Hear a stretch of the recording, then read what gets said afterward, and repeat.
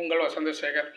பாருங்கள், ஒருத்தருக்கு வந்து நம்ம கர்நாடகா மாநிலம் பெங்களூரு அந்த அந்த இதை சேர்ந்தவர் வந்து ஒரு ஆடு மேய்க்கும் ஒருவருக்கு வந்து அந்த மாநிலத்தின் உயரிய விருதான ராஜ்சபா விருதை வந்து கொடுத்துருக்காங்க. எல்லோரும் என்ன ஆடு மேய்க்கிறவங்க வந்து இந்த விருதை வந்து கொடுத்துருக்காங்களே, எதுக்கு கொடுத்தாங்கன்னு அப்படி கேள்வி கேட்க ஆரம்பித்தாங்க தெரியாதவங்க.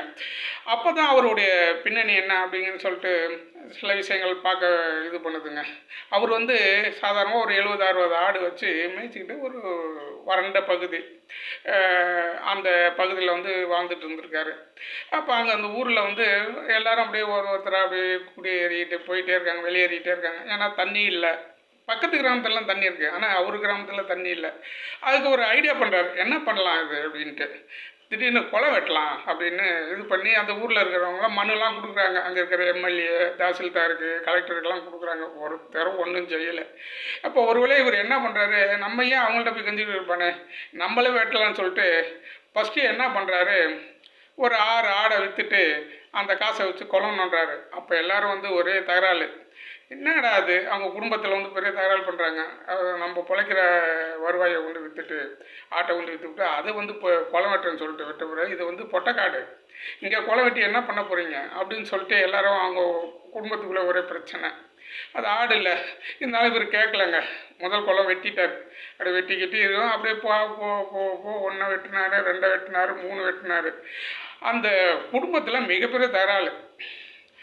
எல்லா ஆட்டையும் விற்று விற்று இவர் பாட்டுக்கு கொலை வெட்டிக்கிட்டே இருக்கிறாரு. நம்ம குடும்பத்துக்கு வந்து அவங்க அப்பா, அவருடைய மனைவி, பிள்ளைகள், பொண்ணு எல்லாமே ஒரே பிரச்சனை பண்ணிகிட்டு இருக்காங்க. அந்த ஊரில் இருக்கிறவங்களாம் கேட்குறாங்க, எதுக்குப்பா இங்கே குளத்தை வெட்டுற, இது என்ன ஆக போகுது, இது ஒன்றும் ஆக போகிறதில்ல அப்படின்னு சொல்லி இதுக்கிட்டே இருக்காரு. இருந்தாலும் அவர் என்ன சொல்கிறாரு, இந்த கிராமத்துக்கு வந்து நான் இங்கே தான் இருப்பேன், நான் எதுவும் வெளியெல்லாம் நான் எங்கும் போகிற மாதிரி ஐடியா இல்லை, இந்த இன்னும் கொலை வெட்டுவேன்னு சொல்லி வெட்டிக்கிட்டே இருக்காரு. 1 ஆச்சு, 2 ஆச்சு, 3 ஆச்சு, 4 ஆச்சு, 5 கொலை வெட்டிட்டாருங்க. அப்போ கூட ஒரு சில சொல்கிறார், இங்கே இது வெட்டி என்ன பண்ண போகிறீங்க, அந்த மைசூர் பக்கம் போங்க, ஏதோ பொழைப்பு நடத்தலாம், இதை வச்சு என்ன பண்ண போகிறீங்கன்னு அப்படி பேச ஆரம்பிச்சிட்டாங்க. ஒரு சிலர் என்னன்னாக்கா, அந்த ஊரில் நிறைய புதல் கிடைக்குமா, அதுக்கு தான் இவர் நோண்டுறாருன்னு அப்படி ஒரு சாரார் பேச ஆரம்பிட்டாங்க.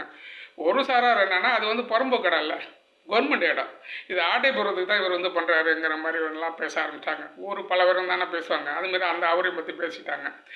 இருந்தால் கூட இவர் மறுபடியும் ஒரு 6வது கொலை வெட்டும்போது இங்கே இருக்கிற மீடியாவுக்குலாம் கொஞ்சம் தெரியுது, என்ன அது ஒரு தனிப்பட்ட நபர் வந்து ஒரு 5 குளம் வெட்டுறாரு, ஒரு குளம் வெட்டுறதே கஷ்டமாக இருக்குன்னு சொல்லிட்டு எல்லாம் அவரை பின்தொடர ஆரம்பிச்சிட்டாங்க. போய் பேட்டி எடுக்கும்போது அப்போ தான் அவர் சொல்கிறாரு, இதுமாரி தண்ணியே கிடையாது எனக்கு வேணும். ஆனால் அவர் பாருங்கள், ஒரு படிக்காதவர் அந்த நீரோட்டம் எப்படின்னு தெரிஞ்சுதான். அந்த மழை பெஞ்சால் அங்கே வந்து தண்ணி, இப்போ தண்ணி நிற்கிது, அந்த ஊருக்குள்ளே தண்ணி பஞ்சமே நீங்கிடுச்சு. கரெக்டாக அதை பார்த்து வெட்டியிருக்காருங்க. அதுதாங்க பெரிய விஷயம். நிறைய பேர் படித்தாதான் அப்படின்லாம் ஒன்றும் கிடையாதுங்க. படிக்காத இந்த இவர் விஞ்ஞானி மாதிரி அவருக்கு வந்து அந்த நீரோட்டம் எங்கே போய் கொலை வெட்டினா தண்ணி வந்து தேங்கும் அப்படின்னு தெரிஞ்சு 5-6 குளம் வெட்டிட்டார். வெட்டி அப்புறம் கவர்மெண்ட் பார்த்து அப்புறம் எல்லாரும் என்ன பண்ணுறாங்க, மீடியா ஃபுல்லாக பேச ஆரம்பிச்சிட்டாங்க இவரை பற்றி.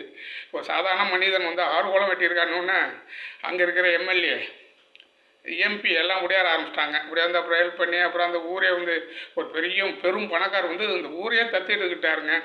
ஒரு சாதாரண ஒரு மனிதன் நினச்சா என்ன நடக்குது பாருங்கள். இப்போ அந்த ஊர் வந்து ஜேன்னு இருக்குது, அந்த ஊரே தத்தெடுத்து அதுக்கு என்னென்ன வசதி செய்ய வேண்டுமோ அவர் வந்து அந்த பணக்காரர் வந்து உதவி செய்கிறாருங்க.